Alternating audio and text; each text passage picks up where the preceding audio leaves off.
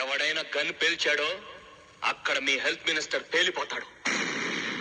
నిన్నటి వరకు జైల్లో ఉన్న నా దగ్గరికి ఇంత డబ్బు ఎలా వచ్చిందని ఆశ్చర్యపోతున్నారా?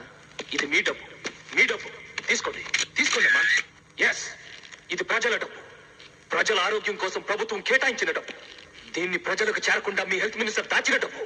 వాడికి సహాయపడ్డ మీలాంటి వైట్ కాలర్ గాలు దోచిన డబ్బు, మీలాంటి లీగల్ గుండాలు మింగిన డబ్బు, నెల నెల వాడు కక్కిన కూడు తినే నీలాంటి వెన్నుముక్కలేని వెదవలు తిన్న డబ్బు. ఇలా ఎవరికి అందినంత వాళ్ళు దోచేశారు కనుకే ఆసుపత్రి లోపలికి వెళ్తే బెడ్స్ కొనడానికి డబ్బు లేదంటారు, మెషినరీ కొనడానికి సొమ్ము లేదంటారు, ఎమర్జెన్సీ మందులు కొనడానికి నిధులు లేవంటారు. మరి ఇవన్నీ ప్రైవేట్ హాస్పిటల్స్ లో ఉన్నాయి కదా, ఇంత పెద్ద జనరల్ హాస్పిటల్ ఎందుకు లేవని అడిగితే లోటు బడ్జెట్ అంటారు. What mister health secretary, me department లో 43 కోట్లు లోటు బడ్జెట్ ఉంటే 7 లక్షలు ఆస్తుందని ప్రకటించిన మీ హెల్త్ మినిస్టర్ కి 70 కోట్లు ఎక్కడి నుంచి వచ్చాయి? Come on tell me. So డబ్బు ఉంది, దేర్ ఇస్ మనీ. పెరుగుతున్న మంత్రుల జీతాలు, ఫోన్ బిల్లులకు డబ్బు